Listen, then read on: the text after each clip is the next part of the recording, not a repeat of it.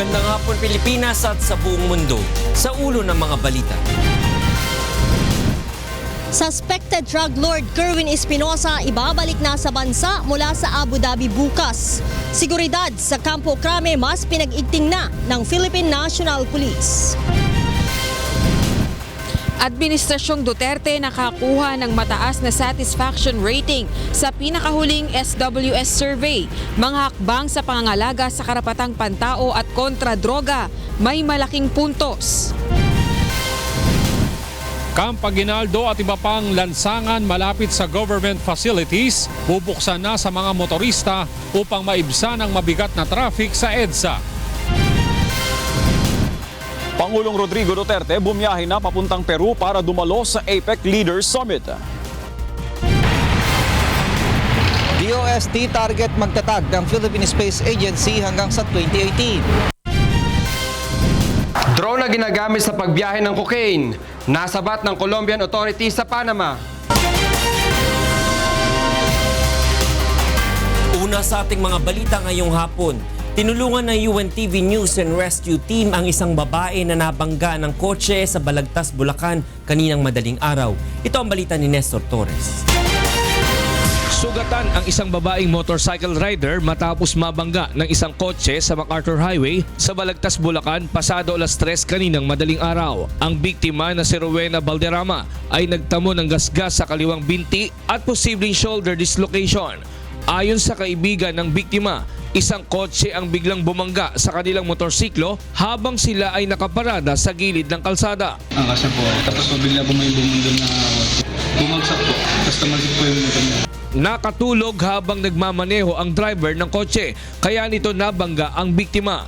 Ayon naman dun sa driver ng Toyota Avanza, handa siyang sagutin lahat ng gastusin sa ospital ng biktima. Matapos lapatan ng paunang lunas, ay inihatid na ng UNTV Rescue ang biktima sa Bulacan Medical Center. Nestor Torres, UNTV News and Rescue, Bulacan. Dinoble na ng Philippine National Police o PNP ang ipinatutupad na seguridad sa loob at labas ng Camp Crame para sa inaasahang pagdating ng suspected drug lord na si Kerwin Espinosa mula sa Abu Dhabi bukas ng madaling araw. Ito ang balita ni Leia Ilagan. Hinigpitan na ng Philippine National Police ang seguridad sa buong Campo Crame para sa pagdating bukas ng umano'y drug lord ng Eastern Visayas na si Kerwin Espinosa. Ayon kay PNP, PIO Chief, Police Senior Superintendent Junardo Carlos, bukod sa mga regular na tauhan ng Headquarters Support Service, i-deploy din nila sa mga gate ng kampo ang bomb squad na siyang susuri sa mga papasok na sasakyan at mag-iikot sa buong Crame. Sa labas naman ng kampo, ipapakalat ang mga tauhan ng NCRPO. Baging sa PNP Custodial Center kung saan inaasahang i-detain si Kerwin ay hinigpitan na rin ang seguridad. Magiging stricto din ang PNP sa pagpapasok sa media at 3 checkpoint ang kailangan nilang daanan bago makarating sa lobby ng National Headquarters sa Campo Crame kung saan inaasahang ipipresenta si Kerwin. Hindi po tayo makakaakyat sa driveway nang hindi po nila nakikita yung security tags and our IDs. Sinabi pa ni Carlos, 2 senaryo ang pagkahandaan nila bukas. Una, pagdating ni Kerwin sa National Headquarters sa Campo Crame ay agad itong ipipresenta sa media bago isa ilalim sa medical examination at booking procedure tulad ng mugshot at fingerprinting. Habang ang ikalawang senaryo naman, uunahin muna ang booking procedure at bibigyan ito ng almusal bago iharap sa media. We have in the planning to present him to the media so people will know that he's safe. He's under the custody of the PNP upon arrival from UAE. Paliwanag ni Carlos, itinuturing na drug high-value target si Kerwin kaya mahigpit ang ipatutupad nilang seguridad bagamat wala silang natatanggap na banta sa buhay nito. Nilinaw naman ang opisyal na hindi maaapektuhan ng maigting na seguridad ang transaksyon ng mga sibilyan sa loob ng kampo. Leia Ilagan, UNTV News and Rescue, Camp Crame. Nakakuha ng very good satisfaction rating ang administrasyon ni Pangulong Rodrigo Duterte sa unang 3 buwang panunungkulan, batay sa pinakahuling Social Weather Station Survey. At ilan sa mga dahilan nito ay ang anti-drug war at pangangalaga sa karapatang pantao. Ito ang balita ni Rosalie Cos. Very good o 66% ang net satisfaction rating na nakuha ng administrasyon ni Pangulong Rodrigo Duterte sa unang 3 buwan nito batay sa SWS survey. Ito na ang pinakamataas na nakuha ng isang post-EDSA Revolution administration. Pangalawa si dating Pangulong Benigno Aquino III na nakakuha rin ng very good o 64% net satisfaction. Kinuha ang survey sa pamamagitan ng panayam sa 1,200 respondents mula September 24 hanggang 27, 2016. Kabilang din sa mga indicator ng mataas na rating ay ang anti-drug war ng Duterte administration kung saan nakakuha ng excellent na grado mula sa mga respondent. Sa usapin naman ng human rights, very good din ang nakuha ng administrasyon. Ito ay sa kabila ng mga kontrobersyang kinakaharap ng kasalukuyang pamahalaan, hindi lang sa Pilipinas kundi maging sa iba pang international organizations tulad ng United Nations, European Union at maging ng Amerika hinggil sa mga drug-related killing. Very good din para sa mga respondent ang hakbang ng pamahalaan sa iba pang issue sa lipunan tulad ng pagtugon sa pangailangan ng mga overseas Filipino worker, pagsugpo sa kriminalidad, paglaban sa graft at corruption, paglaban sa terorismo, pagtatanggol sa territorial rights at pamamahagi ng lupain sa ilalim ng land reform. Samantala, good ang grado ng Duterte administration sa 8 pang issue kabilang na ang usaping pangkapayapaan sa Muslim at Communist rebels at ang transportation system. Nagpasalamat naman ang Malacanang sa patuloy na pagtitiwala ng publiko sa administrasyon ni Pangulong Duterte. Gayunpaman, marami pa rin anilang dapat pang trabahuin lalo na't matindi ang suliraning kinakaharap ng bansa sa iligal na droga, terorismo at lawlessness. Naniniwala naman ang ilang mambabatas sa ulat na mataas ang rating ng administrasyon pagdating sa pagsugpo sa iligal na droga. Sa survey says a lot na the president is delivering on yung promise niya against the war on illegal drugs. Para sa akin, may katotohanan niya. In fact, nagulat ako mismo during the investigation and presentation ng PNP na ganito pala kataas yung magnitude ng ating mga drug cases. Rosa Licoz, UNTV News and Rescue, Malacanang. Sa iba pang balita, inireklamo ng graft sa Office of the Ombudsman si Makati Mayor Abigail Binay dahil sa tahasang umano nitong pagpapabaya kaya kumalat ang online gambling sa naturang lungsod. Ito ang balita ni Monokson. Naghain ng reklamo sa Ombudsman ng Anti-Trapo Movement o ATM laban kay Makati Mayor Abigail Binay dahil sa paglabag umano nito sa Anti-Graft and Corrupt Practices Act at sa Code of Conduct and Ethical Standards for Public Officials and Employees. Ayon sa ATM, nagpabaya at walang ginawa si Binay upang maalis at mapigilan ang operasyon ng illegal online gambling sa Makati City. Sa loob ng ilang taon, mabilis umanong kumalat ang illegal online gambling sa lungsod. Kaugnay ng pagkakadiskubre umano na ilan sa mga opisyal ng lungsod na protektor ng pasugalan ay konektado rin sa illegal drugs. Etong mga illegal gambling, online gambling, meron ding mga droga di umano at iba pang mga bisyo na hindi dapat nangyayari doon. Ayon kay Peralta, mga peking dokumento ang ipinapasa ng mga online gambling upang makakuha ng mayor's business permit. Ang isa dito, inilagay na business process outsourcing ang nature ng business, subalit online gambling pa lang negosyo. Na nagpapanggap na di umano sila yung BPO. Itong ang isang itong Howling Solution, noong October 2016 na raid lang ng mga tiga CIDG na nag-uopisina sa Enterprise Center Tower 1 sa Ayala Avenue, Makati City. Dagdag ng ATM, may mga report mula sa Bureau of Immigration na mayroong mga undocumented illegal alien na nagtatrabaho sa mga illegal online gambling area. Sinubukan naman ng UNTV News team na hinga ng pahayag si Mayor Abby Binay, subalit hindi ito tumutugon sa aming mga text at tawag.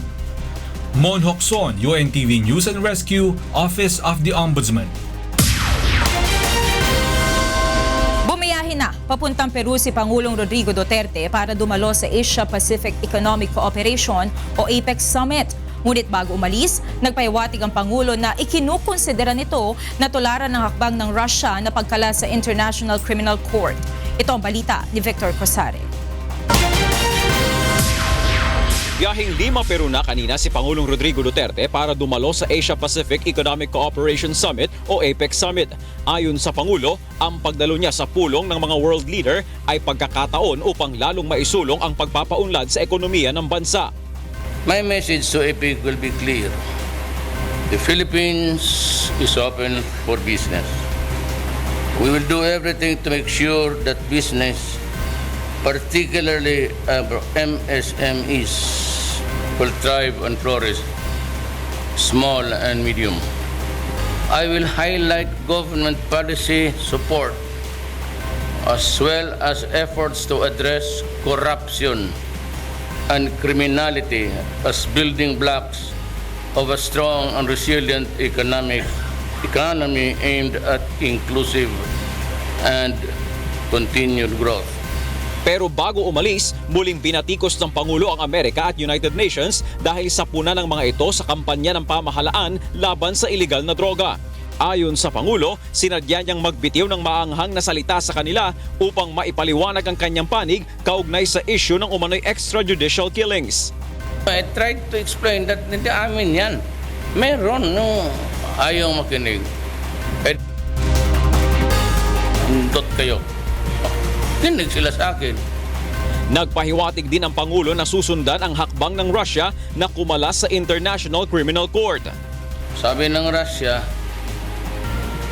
we will protect you. And the problema, ang Russia withdrew from the International Court, Criminal Court. I might follow. Why? Tayo lang maliliit ang binumbog na mga walang hiya.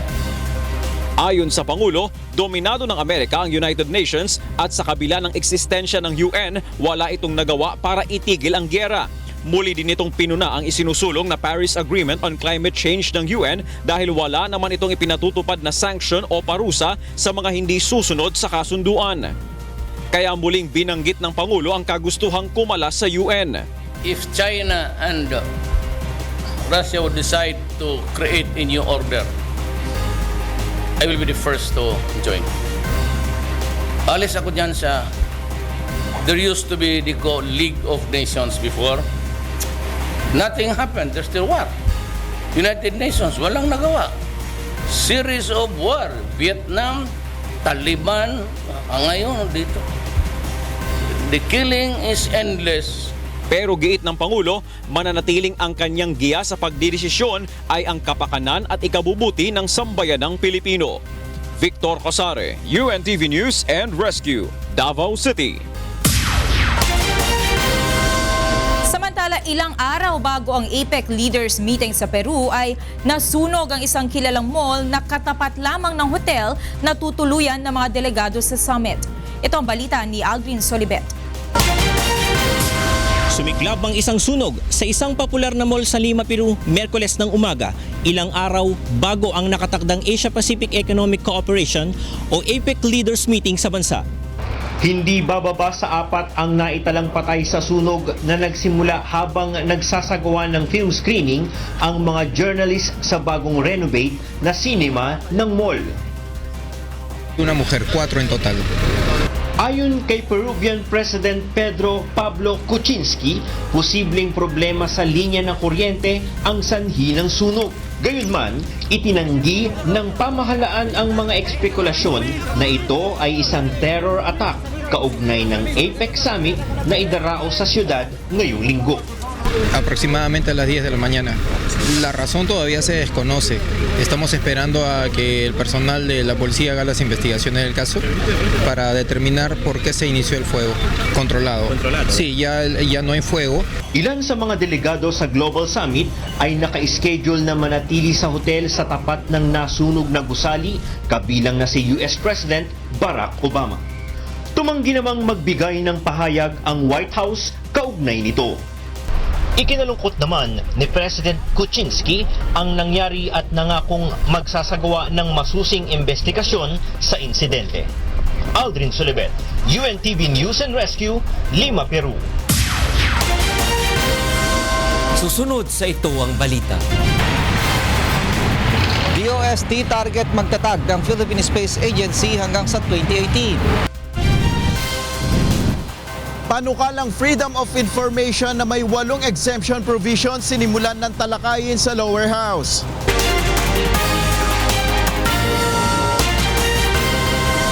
Sinimulan ng talakayin ng komite sa lower house ang bersyon ng Freedom of Information o FOI bill na mayroong mga exception. Ayon sa mga mababatas, sinertipikahang urgent ang panukala kaya inaasahang may sasalang ito kaagad sa plenaryo. Ito ang balita ni Nel Maribuhok.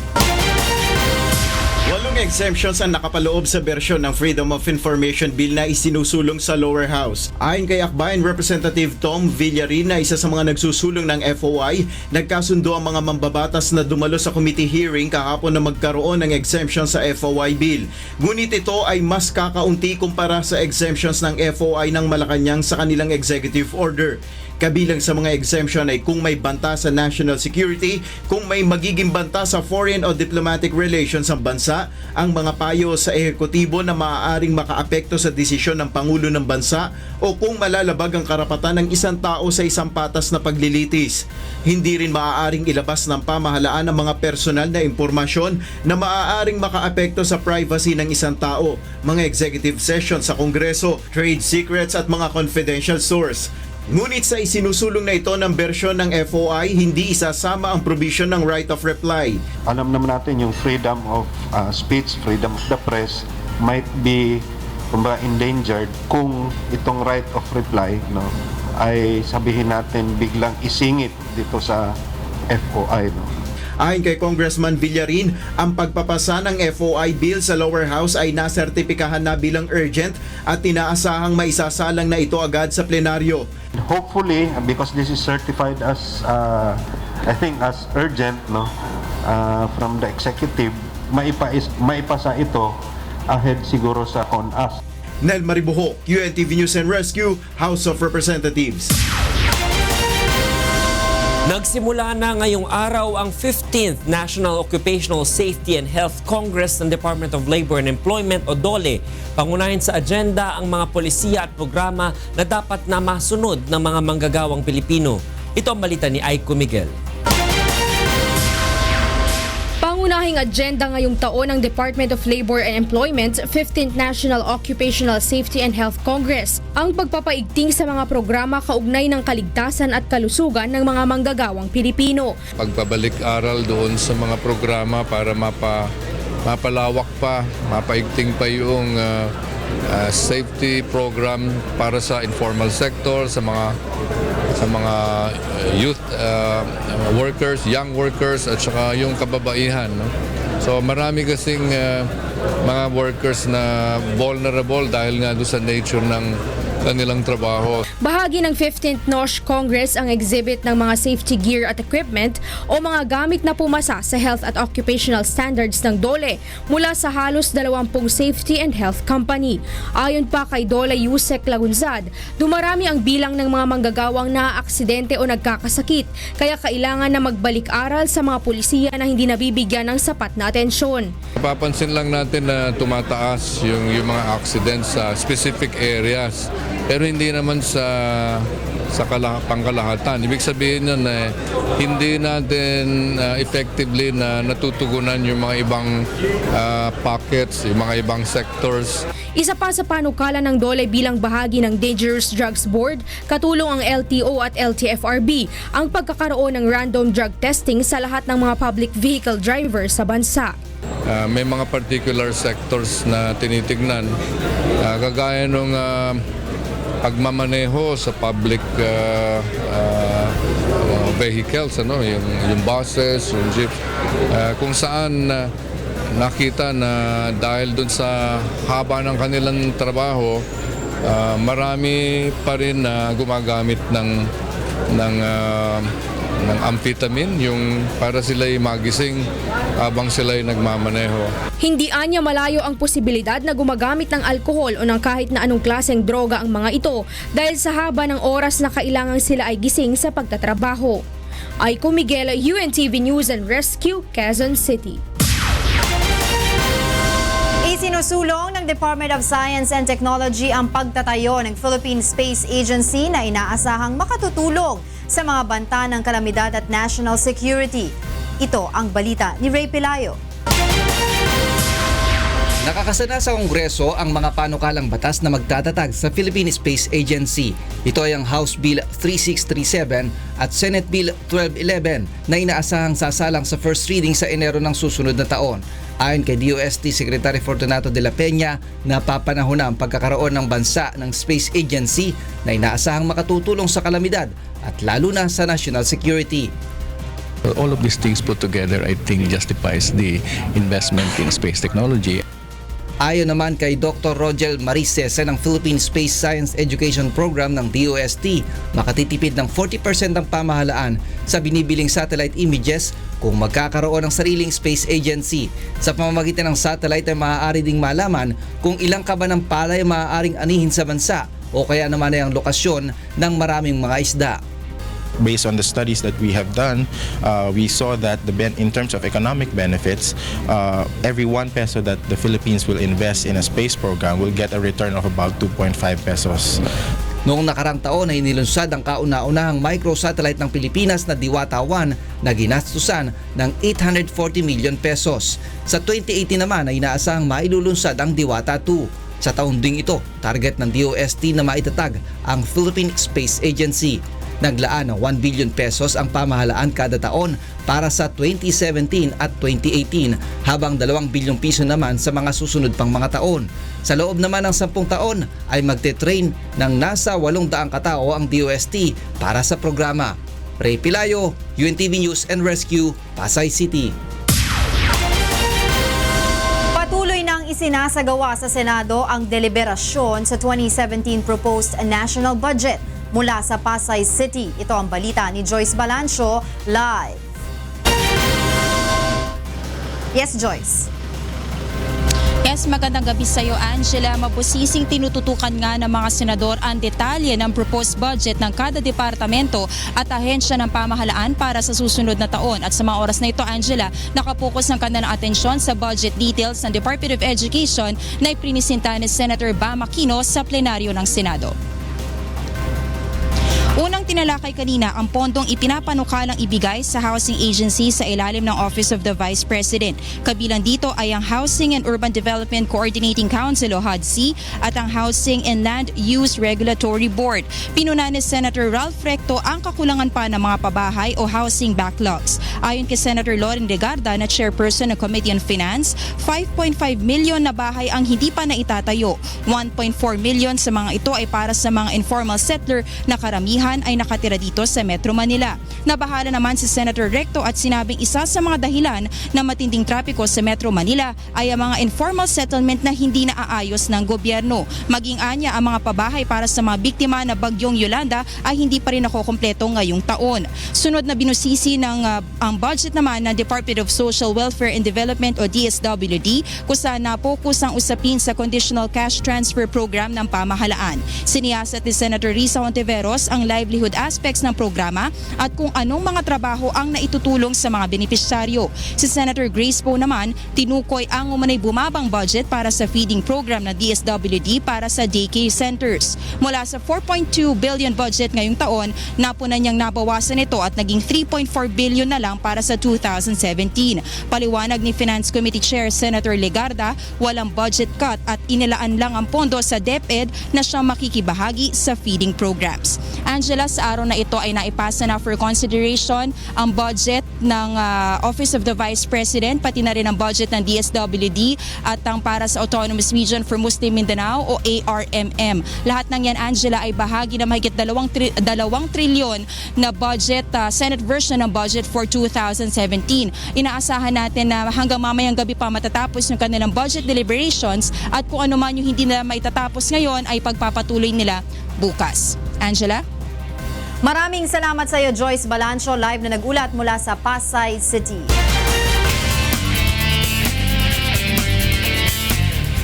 Isang hinihinalang drug pusher ang nasawi sa isinagawang buy-bust operation sa Cabuyao, Laguna. Ito ang balita ni Sherwin Kulubog.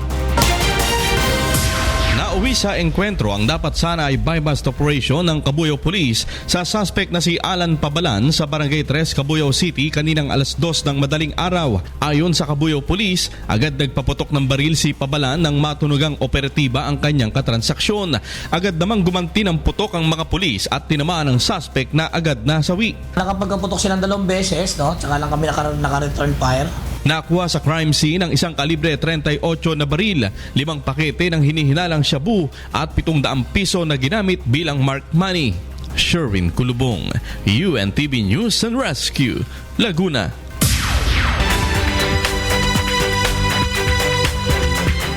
At karingke katamong balitang promdi. Sinabi na ng Department of Trade and Industry ang magumpisa king 2017, lalo nang bilis ing pamagproseso king pamangawang business permits karing lokal na pamahalaan. Ining report ng Joshua Antonio. Pinulong noning Department of Trade and Industry ding Business Permit and Licensing Officers kin Central Zone bantalakayan ding paralan bang mipabilis ing proseso ning aplikasyon at renewal karing permit. Makatukiya iti kim marching order ng Presidente Rodrigo Duterte karing ahensya bang mibawasan im makabang pila rading aplikante. Pagpangking may pirma na Joint Memorandum Circular, magumpisa kin 2017 miras namo king aduang aldo, isa dyan 5 aldo application process, kabang metong namong aldo ing luwal para king renewal ng business permit. Para maengganyo natin yung mga negosyante na mag-invest at magpatuloy sa pagbigay ng oportunidad sa mga nangangailangan in terms of livelihood, in terms of employment and input to the growth of the economy. Dati na mo rin sinabi ng DTI at dapat siguraduhan lang legal ang mag-operate ni sablang negosyante kareng probinsya bang elang miyarap king kaso. Joshua Antonio, UNTV News and Rescue, Pampanga. Patuloy din iimbestiga ng PNP ing 40 tauhan ng Police Regional Office 18 uli na ning pangasangkot na kanuking operasyon ng illegal a droga. Ining balita ng Lalaine Moreno.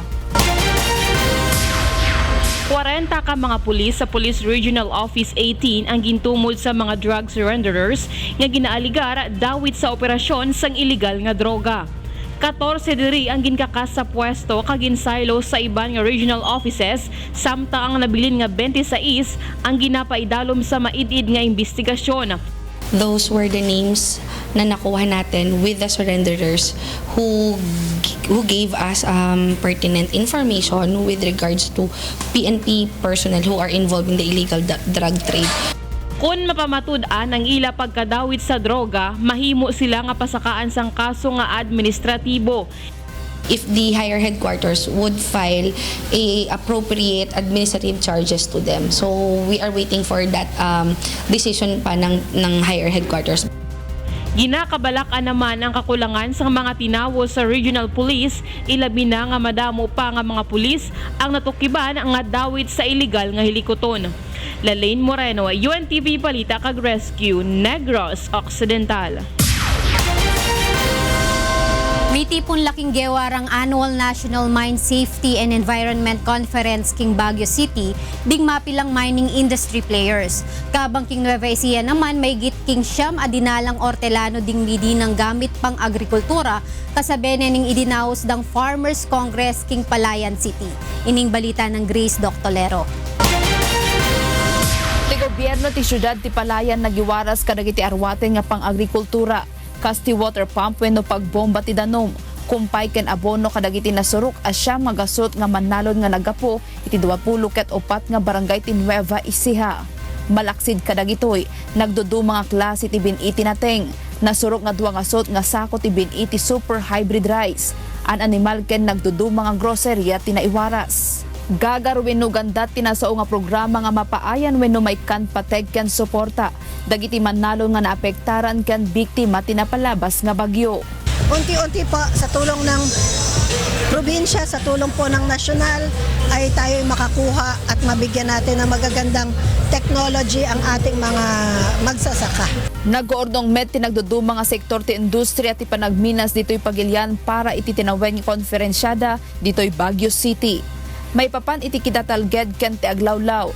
Dito'y da nga aramidan tinagdudo mga panagtutungtong, mangipakita ti exhibits, nalwad nga panagminas kan field competition. Ito yung tinatawag nating social development management projects or program ng different mining companies na hindi masyadong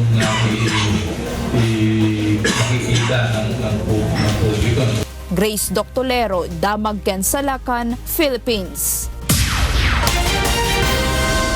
At yan yung kekatamong balita, bating miyayaliwang lugar king kekatamong bansa. Ako Ifrima sa Longga Gloria, Maya Pabeng.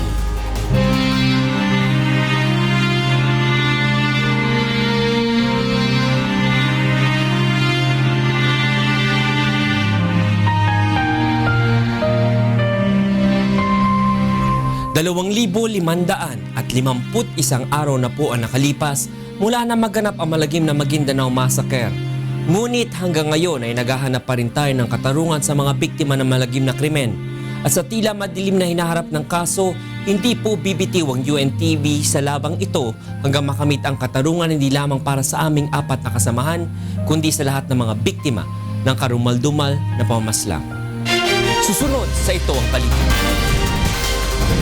Drone na ginagamit sa pagbiyahe ng cocaine, nasabat ng Colombian authorities sa Panama.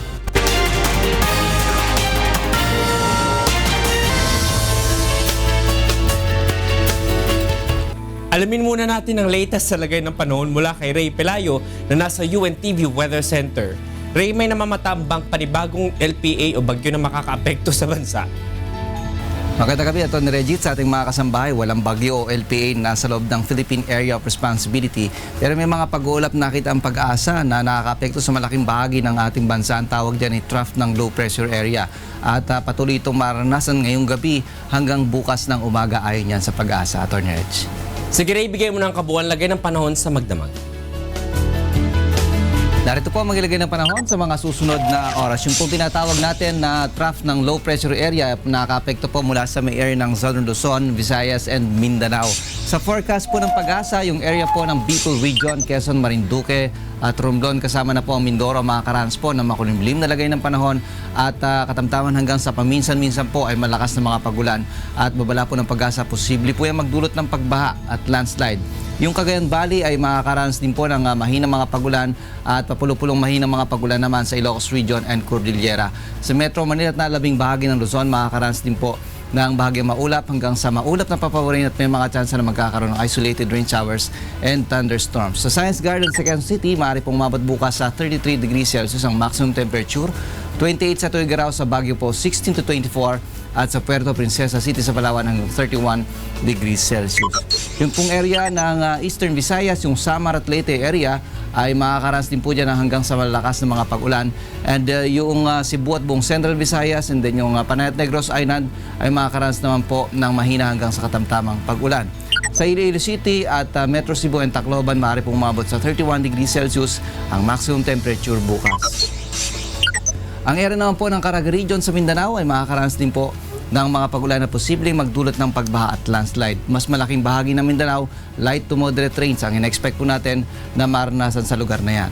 Sa Cagayan de Oro City, hanggang 32 degrees Celsius ang maximum temperature na posible pong maitala bukas, 33 sa Metro Davao, gayon din po sa may area ng Zamboanga City. Samantala, ang atin pong sunrise, 5:58 a.m. at ang pong sunset, 5:24 p.m. Yan ang ating ulat panahon. Umulan man po tumaraw, huwag natin kalilimutang pasalamatan ang Diyos na lumala. Balik po sa India. Maraming salamat Ray Pelayo mula sa UNTV Weather Center. Isang 16 anyos na buntis sa Las Piñas City ang kabilang sa mga panibagong kaso ng Zika virus infection sa bansa. Ayon sa Department of Health, 32 weeks o 8 buwan na itong nagdadalang tao nang makitaan ng sintomas ng Zika gaya ng skin rashes at lagnat. Sa ngayon ay hindi pa tiyak kung naaapektuhan ng virus ang sanggol sa kanyang sinapupunan dahil hindi pa ito dumadaan sa ultrasound examination mula ng dapuan ng Zika virus. Pangalawang kaso na ito ng Zika virus infection sa buntis dahil may napaulat ng kaso nito sa Cebu noong Setyembre. Sa kabuuan ay 33 na ang kumpirmadong kaso ng Zika virus infection sa bansa.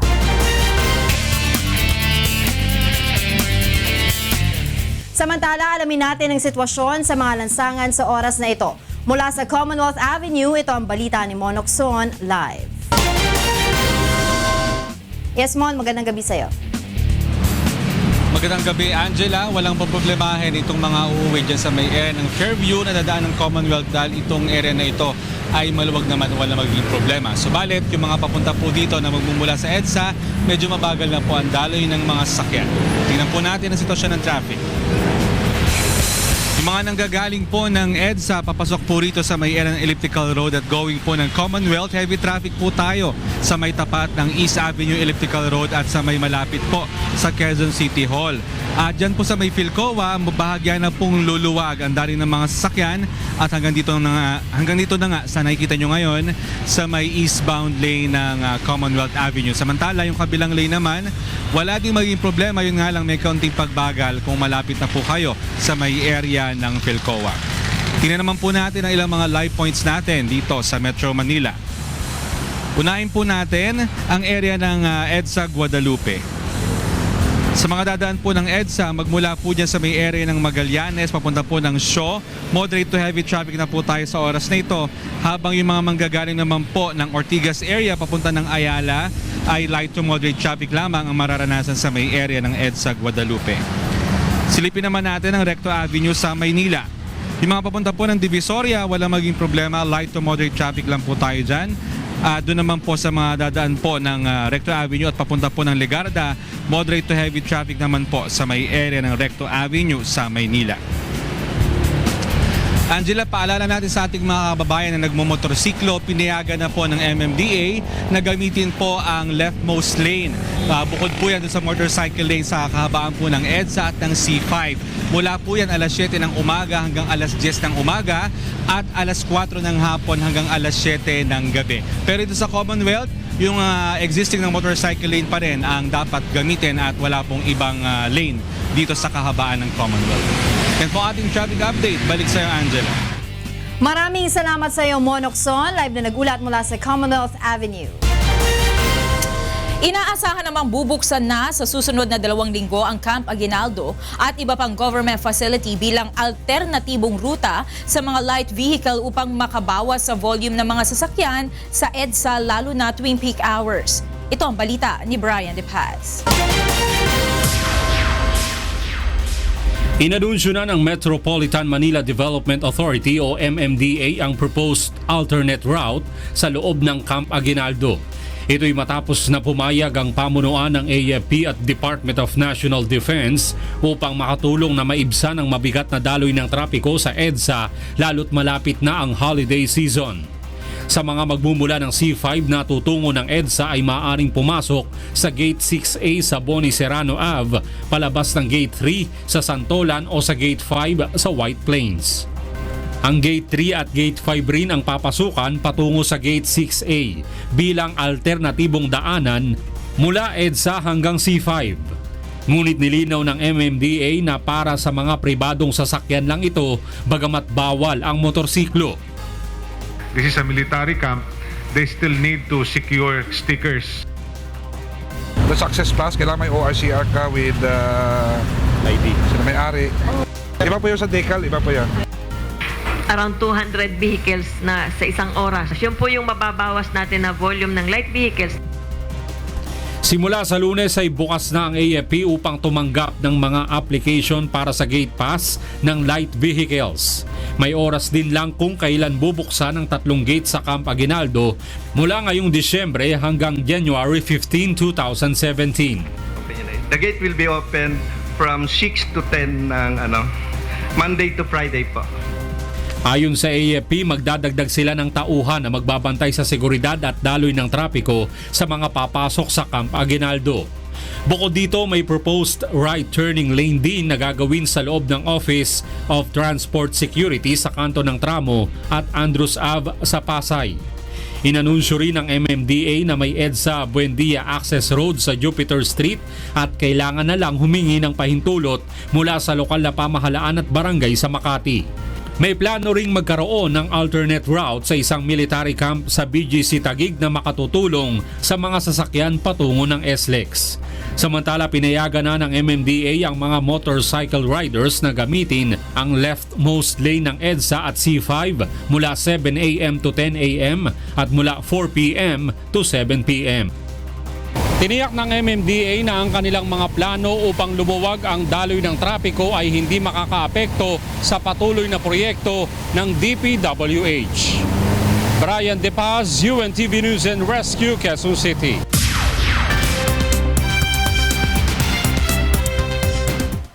And for the news abroad, Colombian authorities seized a drone allegedly used to transport drugs from the jungle to the border in Panama. Raymar Orihines has a full story. Las autoridades colombianas incautados un escondido de cocaína junto con una forma remota tripulados drone utiliza para transporte de los medicamentos de la selva de la frontera con Panamá el martes. En una operación dubada, Agamenon, la policía en coordinación con la oficina del fiscal y Marina manejó para localizar un COB en una área rural en el departamento de Choco, donde los narcóticos y el dron fueron escondidos. Larga investigación. Los hombres uniformes pasan a una zona conocida como Playa Huaca en Bahía Solano cuando ellos habían 130 kilogramos de cocaína con un valor de ruta de $700,000 en América Central. Se marca con el logotipo del grupo musical Iron Maiden que se debería enviar a Panamá a través del uso del drone. Con el dron, como lo dije, ya tenía la capacidad de llevar de a 10 kilos a zona con frontera con Panamá. Allí era recibida por otros delincuentes y así era que transportaban la droga. Gracias a la información de la ciudadanía, pues se puede incautar y digamos, generar esos espacios de seguridad para evitar que esos delincuentes sigan sacando droga del país. Según la policía, la carga ilícita pertenece a la pandilla Pacífico Chocobano del Clan del Golfo, una organización criminal que utilizó el drone para faltar a través de intensas operaciones de policía en el área. La policía continúa buscando más tapas en el área, donde se puedan ocultar más drogas. Raymar Orihines, UNTV Noticias y Rescate, América Latina. Meanwhile, in New York City, Mayor Bill de Blasio meets with President-elect Donald Trump to tell him, quote, how much fear there is, end of quote, communities across the country since the election. James Buntuyan details this report.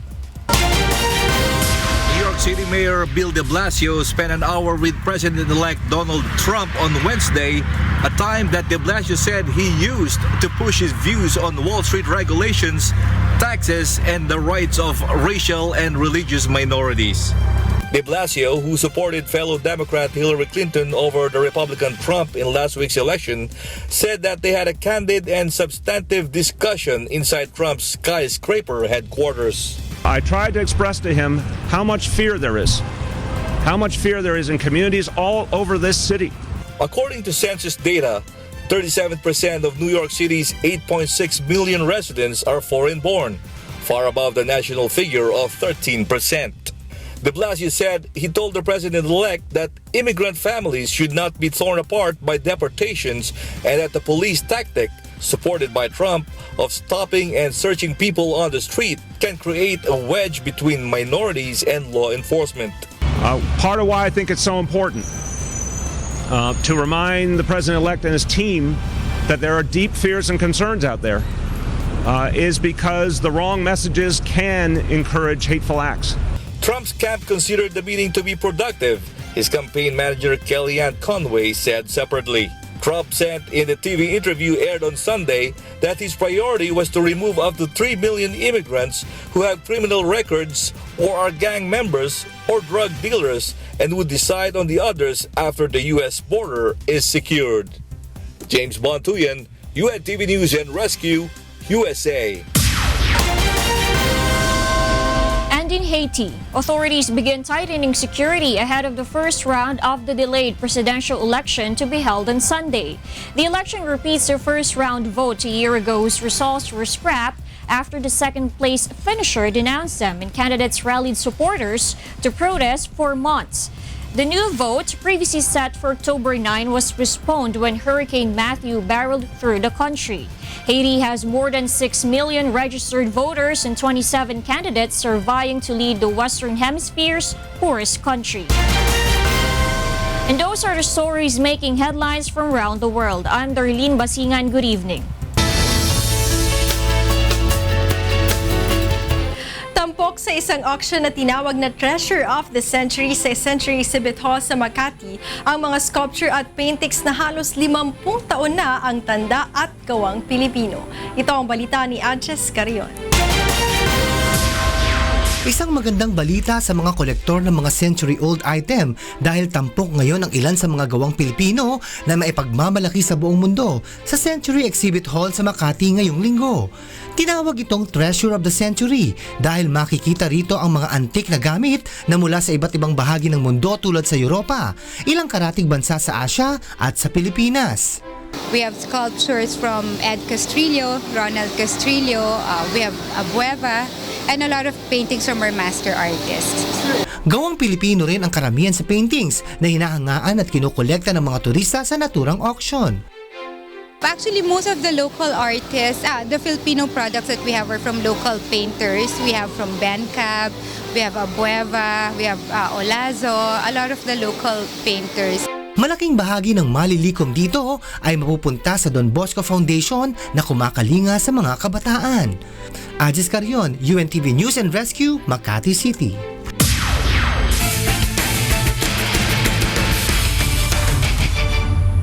Tatangkain ng MMDA Black Wolves na patikimin ng unang talo ang Malacanang Kamao sa pagpapatuloy ng elimination round ng 5th UNTV Cup sa linggo. Narito ang report ni Bernadadis.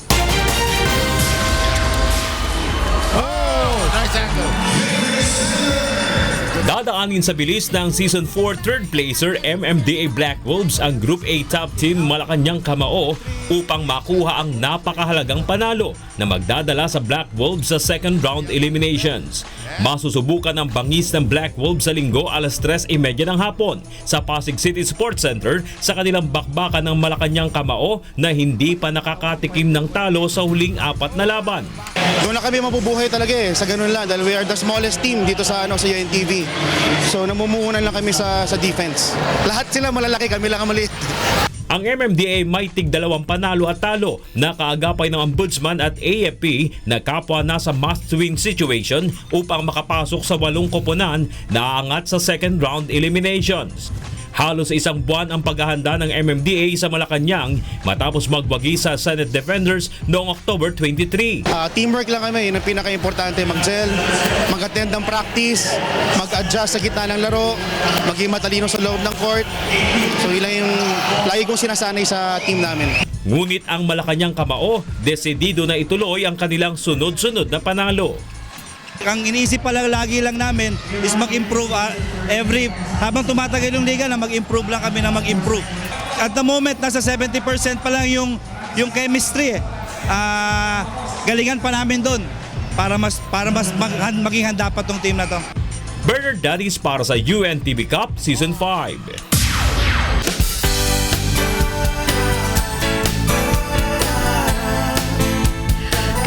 Ng Philippine National Police sa Cabala Union ang Members Church of God International sa Reformation Program nito para sa mga drug-dependent na nais ng magbagong buhay.